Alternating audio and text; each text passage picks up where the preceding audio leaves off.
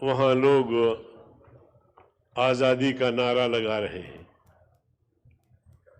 جناب والا، یہ 1958 کی بات ہے کہ جب پہلا مارشل لا لگا غالباً ایوب خان کی قیادت میں،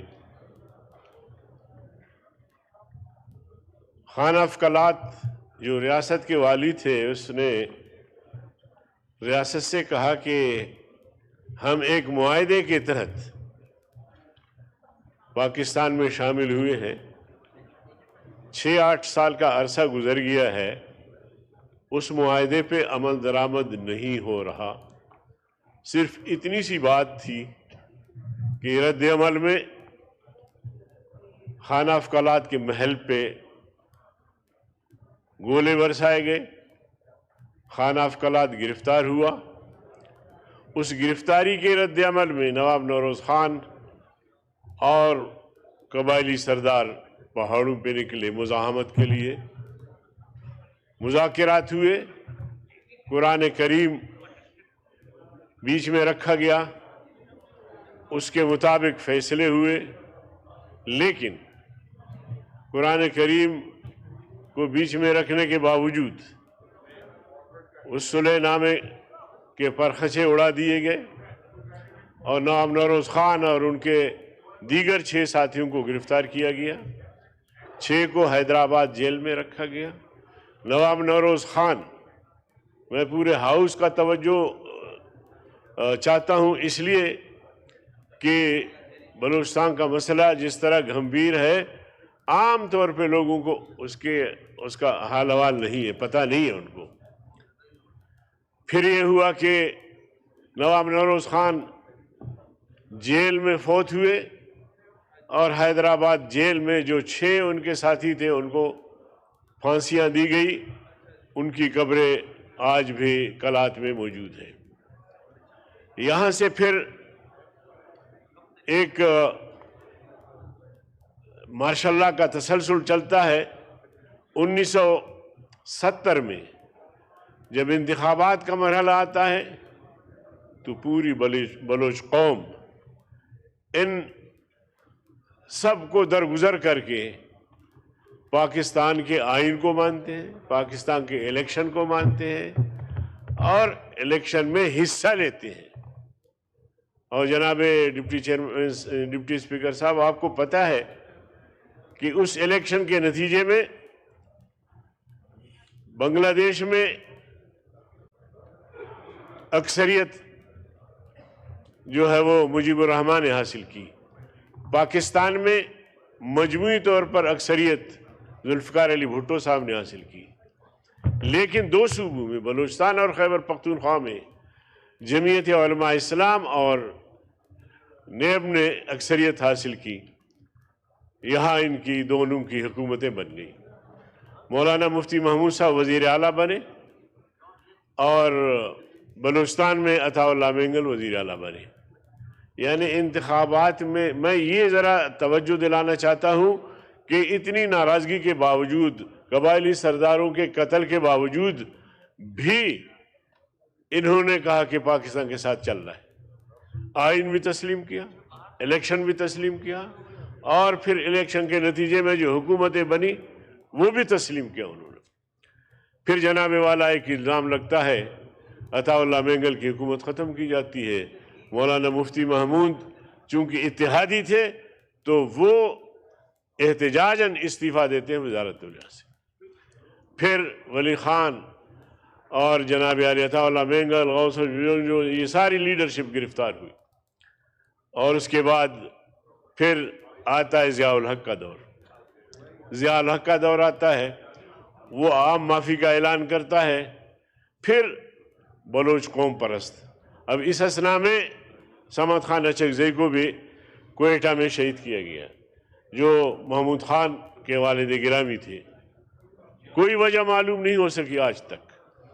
پھر جناب والا، پھر 88 کے الیکشن ہوتے ہیں، انتخابات ہوتے ہیں، پھر یہی سارے قوم پرست، یہ سب قوم پرست، تمام ناراضگیاں بھلا کے، بھٹو صاحب کے فوج کشی کو بھلا کے، اور جو ظلم و جبر ہوا مریوں پہ، دیگر قبائل پہ، یہاں تک کہ ان کے مال مویشی نیلام کر دیے گئے۔ ہمارے علماء نے فتویٰ دیا کہ ان مال مویشیوں کو خریدنا نہیں ہے، لیکن ظلم و جبر کی انتہا رہی۔ اس کے باوجود جب 88 کے انتخابات آتے ہیں تو یہی قوم پرست، چاہے وہ محمود خان کی شکل میں ہو، چاہے سردار عطا اللہ یا اختر جان کی شکل میں ہو، یا جمعیت علماء اسلام کی شکل میں ہو، سب انتخابات میں حصہ لیتے ہیں۔ ان انتخابات کے نتیجے میں نواب اکبر بگٹی وزیر اعلیٰ بنتے ہیں۔ 1988 سے لے کر پھر یہ سلسلہ چلتا ہے۔ ہر الیکشن میں قوم پرست حصہ بھی لیتے ہیں، کوئی مسئلہ نہیں تھا۔ پھر چلتے چلتے جناب والا 2006 نواب اکبر خان بگٹی جو تقریباً 90 سال ایک بوڑھے شخصیت تھے، 90 سال کی عمر میں اس کا تعاقب کیا گیا اور پہاڑوں میں جا کے اس کو شہید کیا گیا۔ اب ان کی شہادت کے بعد آج تک نوجوانوں کا ایک طبقہ یا ایک گروپ جو ہے وہ ایک مزاحمتی جنگ شروع کی ہوئی ہے۔ اب یہ سارا کہانی جو میں نے آپ کے سامنے رکھا جناب والا کہ 2006 تک کوئی ایسی بات نہیں تھی، کوئی اس طرح کی چیز نہیں تھی کہ وہ پاکستان کا انکار کرے، لیکن اب جناب والا بلوچستان کے نوجوان، بلوچستان کے لوگ عام طور پہ جو ہے وہ ان مظالم سے تنگ آ کر علیحدگی کی باتیں کر رہے ہیں۔ تو میں آپ کی توسط سے، اس ہاؤس کے توسط سے، حکمران جماعت کی طرف سے توسط سے مقتدر قوتوں کو بھی میں بتانا چاہتا ہوں کہ آپ نے شاید سمجھا ہے کہ قوت کے استعمال سے یہ مسائل حل ہوں گے۔ اگر قوت کے استعمال سے یہ مسائل حل ہوتے تو پھر 78 سال کا عرصہ گزرا، آج تک یہ مسائل حل نہیں ہوئے۔ اس لیے میں آپ کے توسط سے گزارش کرنا چاہتا ہوں کہ بلوچستان کے مسئلے کو حل کرنے کے لیے بامقصد با اختیار مذاکرات کی ضرورت ہے۔ ایک ایسی ٹیم ہو کہ ان کو تمام اختیارات دیے جائیں کہ وہ بلوچستان کے اسٹیک ہولڈر سے مذاکرات کریں۔ بالکل جناب ڈپٹی اسپیکر صاحب، میں کوشش تو میں نے کی کہ ہاؤس کی توجہ مبذول کروں، مگر نہیں کر سکا۔ اور بلوچستان کو اگر آپ اس طرح چھوڑتے ہیں، وہ کہتے ہیں کہ سرے چشم شاید گرفتن بمیل، چو پرشد نباشد گزشتن بپیل۔ چشمہ جب آغاز سے شروع سے بہتا ہے اس کو آپ ایک سلائی سے بھی بند کر سکتے ہیں، لیکن جب ادھر ادھر کی جو وادیاں ہیں آ کر اس کے ساتھ ملتے ہیں تو پھر وہاں سے ہاتھی کا گزرنا بھی مشکل ہو جائے گا۔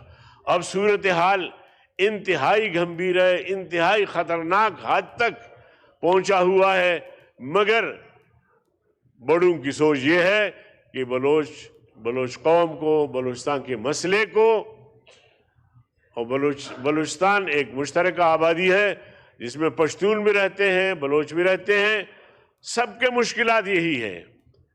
اس کے بعد میں 1-2 منٹ آپ کا لیتا ہوں۔ خیبر پختونخوا کی صورتحال بھی یہی ہے۔ آپ کی گورنمنٹ کی رٹ نہیں ہے، عصر کے بعد وہاں پولیس کی گشت ختم کر دی گئی ہے، اور جناب والا میں اتنا سا عرض رکھنا چاہتا ہوں کہ چیف منسٹر کم از کم ڈی چوک کے بجائے اپنی تمام تر توجہات مبذول کرے خیبر پختونخوا پر، خیبر پختونخوا کے جو مسائل ہیں وہ بلوچستان سے کم نہیں ہے، اور لوگ وہاں اب کہنا شروع کر دیا ہے کہ ہم دیکھتے ہیں کہ پاکستان کے ساتھ مزید چل سکتے ہیں یا نہیں چل سکتے۔ اب ایسے ملک کے اگر حالات ہو اور ہمارے جو سیاسی زعما ہے، چاہے حکومت میں ہے چاہے اپوزیشن میں ہے، ان حالات سے غافل ہو کر اور یہ کہتے رہیں کہ جی حالات ٹھیک ہیں، حالات ٹھیک ہیں، حالات ٹھیک ہیں، میں کہتا ہوں کہ حالات بالکل بھی ٹھیک نہیں ہیں۔ اگر بلوچستان پر توجہ نہ دی گئی، خیبر پختونخوا پر توجہ نہ دی گئی، تو حالات کنٹرول سے باہر ہو جائیں گے، اور خدا نہ خواستہ کوئی بنگلہ دیش جیسا حادثہ پیش نہ آئے۔ تو اس لیے میں عرض رکھنا چاہ رہا تھا کہ میری اس گفتگو کو، جو سادہ سی گفتگو ہے مگر درد دل سے میں نے ہاؤس کے سامنے رکھا ہے، اور میرے اس گفتگو کو ہر ادارہ آج نوٹ کرے اور سمجھے کہ یہ بہت ضروری ہے۔ اور ایک دو باتیں اور کرنی ہیں مدارس کے رجسٹریشن کے حوالے سے۔ جناب ڈپٹی اسپیکر صاحب، ہم تو جمہوریت کی بات کرتے ہیں، ایوان کی بات کرتے ہیں، اس کے اختیارات اور تقدس کی بات کرتے ہیں۔ یہاں تارڑ صاحب بھی تشریف فرما ہوں گے، انہوں نے خود وہ بل پیش کیا، پاس کروایا، دونوں ایوانوں نے متفقہ طور پر پاس کیا، اس کے باوجود باقی بل پر دستخط ہوئے، مدرسے کا جو رجسٹر والا وہ تھا وہ رک گیا۔ اب یہ کیا جمہوریت ہے؟ کیا پارلیمنٹ کی توقیری ہے؟ یہ کیا پارلیمنٹ کی یہ بالادستی اس طرح ہوتی ہے؟ تو میں سمجھتا ہوں کہ یہ انتہائی شرمناک اور افسوسناک امر ہے، اور باہر حالات ٹھیک نہیں ہیں۔ جناب چیئرمین، جناب اسپیکر صاحب، بلوچستان میں بجلی، گیس، کلات جو اس وقت -11 میں جا رہا ہے، سر ترین علاقہ ہے، گیس نہیں ہے، بجلی نہیں ہے۔ اب ہم یہاں کہتے ہیں کہ جی کہیں بھی لوڈ شیڈنگ نہیں ہے۔ کیا ظلم ہو رہا ہے؟ زمیندار جو ہے ان کی اس طرح سے ایک جو ہے قتل عام آپ کہہ لیجئے کہ زمیندار جو معاشی طور پر اس کا قتل ہو رہا ہے۔ شکریہ۔ اور اس مائک کھولیں مولانا صاحب۔ جو میرا حلقہ ہے جی، تو اس پورے حلقے میں جہاں گیس اور بجلی نہیں ہے وہاں امن امان کا بھی مسئلہ ہے، اور پورے بلوچستان کے مسئلے کو میں نے آپ کے سامنے رکھا۔ جی شکریہ، شکریہ۔ یہ آپ کو بعد میں موقع ملے گا، ابھی ایجنڈا لے لیں۔ جی یہ مولانا صاحب کا مائک کھولیں۔ ایک منٹ جی۔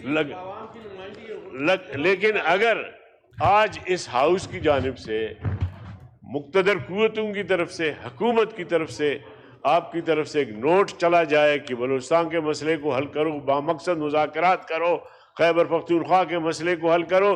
4 بھائی کہا گیا، لیکن وہ ایک آدمی کہتا ہے کہ کاش میں چھوٹا بھائی نہ ہوتا۔ تو بلوچستان چھوٹا بھائی ہے اور مسلسل ظلم سہتا رہا ہے، اب مزید کیا کرو گے اس کے ساتھ؟ شکریہ، شکریہ، شکریہ۔ جی، کالنگ اٹینشن نوٹس